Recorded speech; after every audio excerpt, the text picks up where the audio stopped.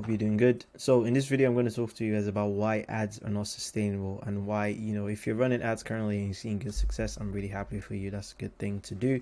But you shouldn't really rely ads as to be the end or be all or like the savior of how you're going to get to that next level, because it's really not. And ads are only going to get worse and worse over time. So if you're in the bracket of like being on the fence on starting ads, or if you're in the bracket of you're already doing ads and you've noticed some slight increases, or if you're doing ads and it's actually going pretty well for you, I think this video is for you. Because I think everyone always thinks, I'm pulling out numbers from nowhere, but like I actually have a live ad account that I'm going to show you, and I'm also going to show you some data to back this up as well too. So let's get into it. So I found this blog post. I'll link the blog post in the description. And YouTube and Google's CPMs have gone up by 180%. Facebook ad costs has had a 89% increase, while the average CPM was $11. This was last year, by the way, during sometime in the pandemic. And Snapchat, we know we really use Snapchat, it still had an increase. And then TikTok's CPM, which is very interesting, has gone up by 92%.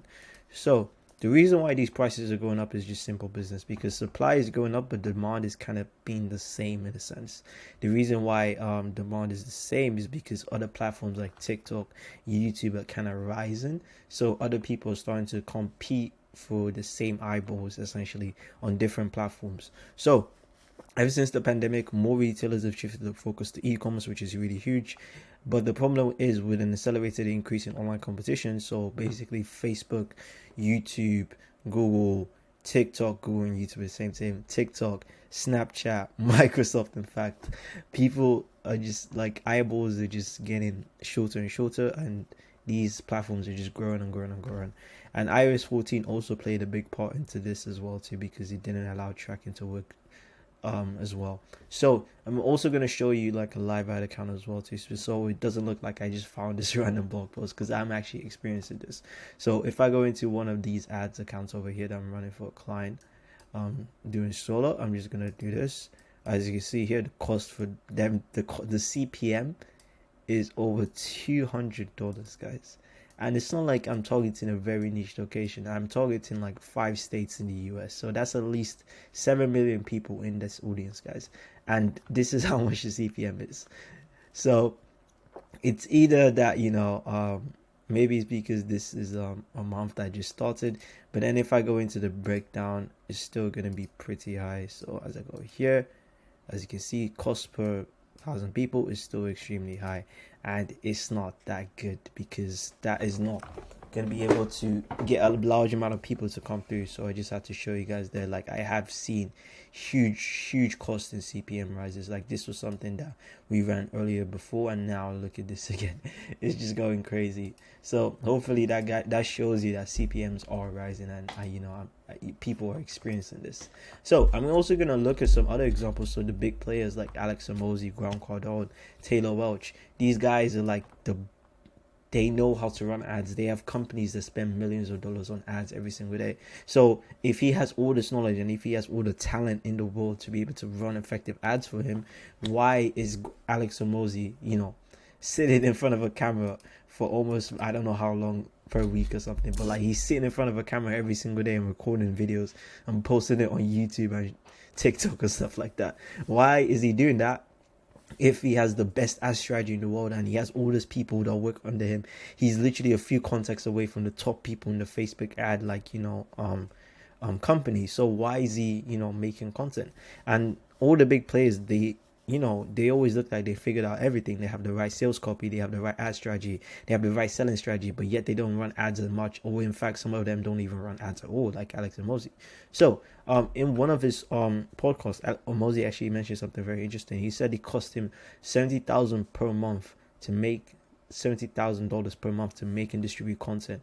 And he said if he wanted to get the same amount of impressions he's getting on ads, it would cost him 2 million per month. So like all the traffic and all the eyeballs that he's getting, so like if he gets 100,000 views, all the views he's getting combined all together with like an average CPM is going to cost him $2 million per month to get the same amount of attention that the content, which is costing him $7,000 per month, $70,000 per month, would bring him in. So just like that, sinking for a second. 70,000 versus 2 million. There's a lot of zeros in between those figures. I just want you guys to put that into perspective. So in very plain, simple common sense English, he literally just said, I'm wasting money if I try to use ads. So I'm using organic content to scale. And I don't know about you guys, but like at that 1 million, just look at this stat, like 1,930,000 saving every month. I think that convinces me that ads aren't gonna make it big, and ads aren't getting cheaper anytime soon. Another thing to also keep in mind is the quality is also getting worse and worse, guys.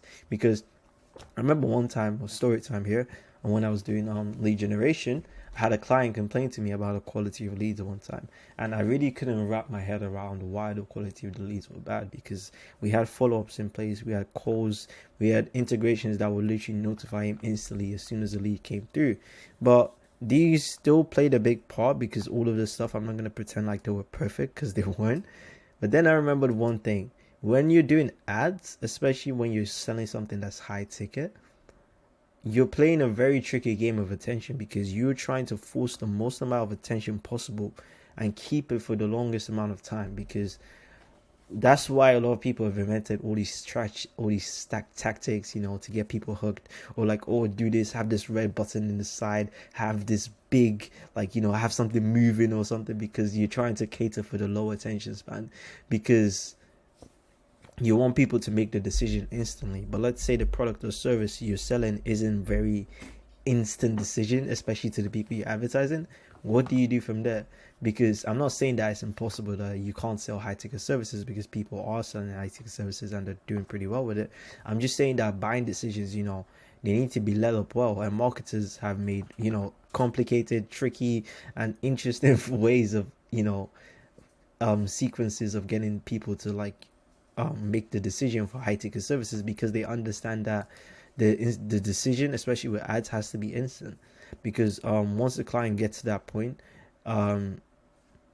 you would have to burn so much money, and you'd have to burn so much money to get a lot of people, and then burn a lot more money to filter out all that traffic that you're getting to get to that person that is just gonna buy it. Because you're going to leave out so many people that would probably benefit from that service. But the reason why they left is because the buying decision wasn't instant. And then once the ad is gone, they're not going to see that ad again. So now they're not going to remember to buy the thing. So you're basically filtering out a lot of people that could potentially buy your product. But then you're filtering it again to the people like, okay, do you want to buy now or what? And then the people that wanted to buy it are just going to be like, oh, I don't know. And then they're just going to leave the funnel. And since the ad is not going to show the ad to them again, they're probably not going to buy again, because they're not going to hear about you again. So you're just you're losing money, and you're also losing quality people that could have bought your service. Because like anyone that still consumes your service will eventually buy from you if you keep pushing out something that they know they need. Because like, for example, if I know I need appointment setting, but let's say I don't have the money to afford an agency that helps me with appointment setting, I'm still going to follow what they're doing, and I'm still going to follow the content that they're posting if it's going to help me. And then eventually, when I'm like, okay, I have money now and I'm ready, I'm going to go to that person, because they're providing me with content, and they provided me with all the materials that I've needed to succeed in my own. So if you're just doing ads and like you're like, oh, this is gonna be helpful, and you're like, I don't know, I don't have the money for it, and you're just like, okay, and then they never see the ad again. Then when they do have the money, they're gonna go with someone else, because that's just how it is. So what's a better way to not burn your money, essentially? Not my money, because I'm not running ads. What about your money? So there's always better ways to get started with marketing. There's always different methods, and there's even ways you can get paid to do marketing. Like, people forget this sometimes, but like Alex Hormozi gets paid to make content. Like the cost he's probably spending on an ad, he probably offsets it with how much he makes on YouTube and other social platforms as well too. So on the top right corner of the screen, and in the end screen, so end screen is coming soon because this video is ending soon, there's going to be a video where I talked about all the different methods that you can use to acquire customers. So talking about paid ads, talking about referrals, I'm talking about outbound prospecting, I'm talking about virtual assistants, I'm talking about organic marketing, I'm talking about every single method that you can use to get at clients. And I'm just going to compare them objectively based on my experience, based on objectiveness, and based on common sense. So check out that video. It's on the end screen somewhere. It's probably pointed there, that right there. Click that video. It's super helpful. Anyways, apart from that, take care of yourselves, and we'll speak very soon. Peace.